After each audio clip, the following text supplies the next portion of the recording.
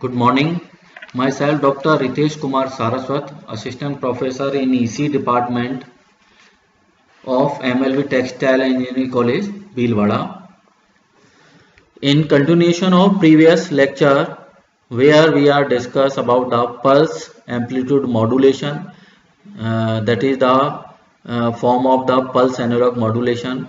Basically, there are the three types of pulse analog modulation: PAM, pulse amplitude modulation; PWM, pulse width modulation; PPM, pulse position modulation. Pulse amplitude modulation, as we know, are discussed in the previous lecture. So today we will discuss about the pulse width modulation. There are the three types of pulse modulation: PAM, PWM, and PPM.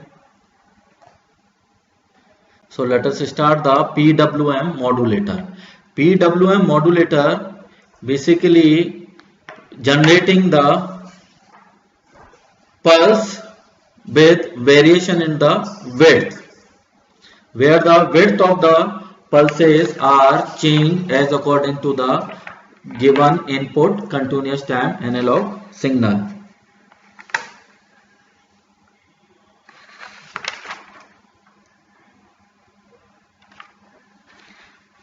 As shown in this one figure, the circuit will represent the two transistors T1 and T2 are connected, and this one circuit arrangement is working as a monostable multivibrator which are using to generate the PWM waveform. As shown in this one figure, the lower side input signal is X dash of T and upper side the output is PWM waveform.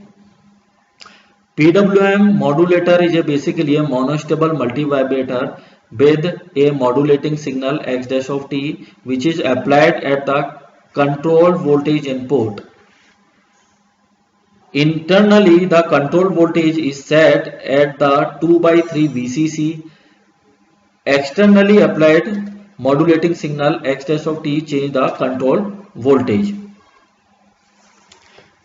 The stable state, as shown in the figure, the stable state is achieved when transistor T1 is in off mode and transistor T2 is in on mode.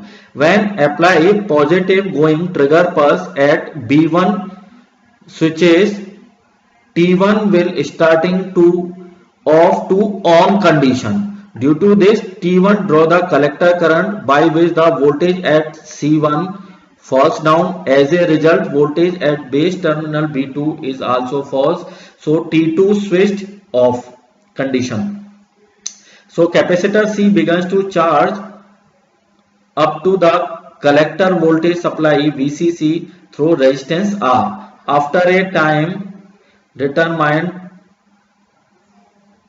by VCC and time constant RC to charging network, the base of the transistor T2 becomes sufficiently positive to switch the transistor T2 on condition. So ultimately the working or the designing is designed in such a manner that at a time T1 will be in on condition, so the T2 will be in the off condition.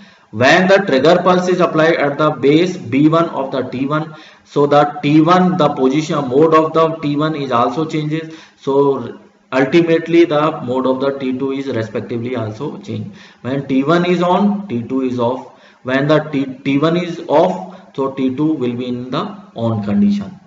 Okay, so in this so basically it is it is working as a monostable multivibrator. The basic purpose of the monostable multivibrator is that it will be generate a square waveform. Multivibrator, the purpose of the multivibrator is that it is always generating the square waveform. Okay, when the input signal is X of T is applied to the monostable multivibrator, then ultimately the output will generate the PWM waveform, where the width of the pulses are changes as according to the input signal X dash of T. The basic block diagram of the next we will consider the basic block diagram of the PWM demodulator. So there are the different section Schmitt trigger, ramp generator, adder, synchronization pulse generator, level shifter, rectifier, low pass filter, and demodulator output.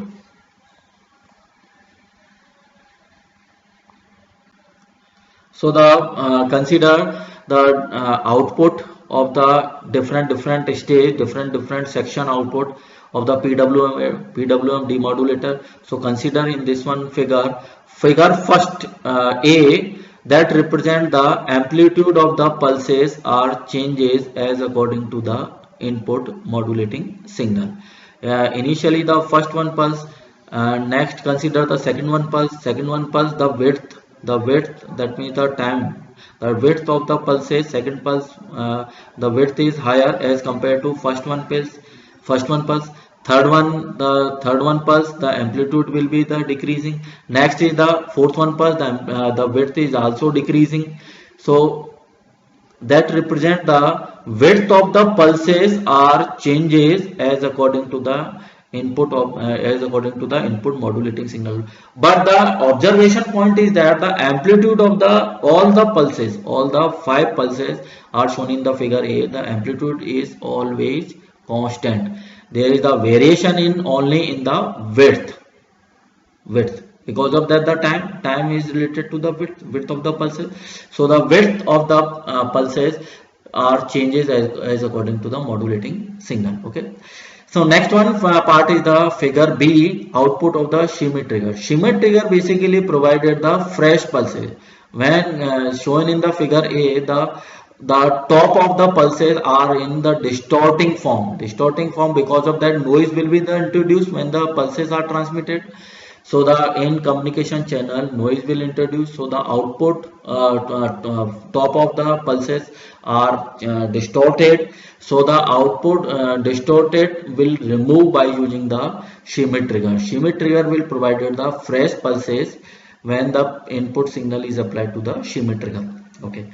Next is the figure C, the output of the ramp generator. Output of the ramp generator basically provide the ramp formation of when the pulse are present. So when consider the first one pulse, it provide a ramp formation for the first pulse. Next again ramp pulses. Next one third pulse for the again ramp form. So it will generating or provide the formation is the ramp formation. Next for the synchronization pulses.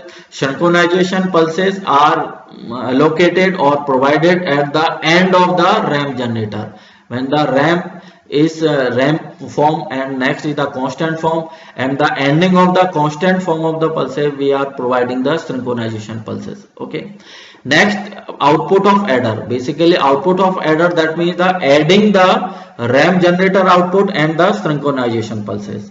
So the figure will represent the addition form of the ramp generator output plus synchronization pulses. Okay. Next is the figure F, represent the output of the lever shifter. Output of the lever shifter, that means the output of the adder will be shifted in the downward direction. So it will be shift in the negative side of the ground plane. So it will be in the downward direction. So that is represent in the downward form or the downward direction of the output of the adder. Okay. Next is the figure G, represent the output of the lever shifter. Output of the lever shifter is represent the basic when we see in the figure G, it is just similar as a PAM.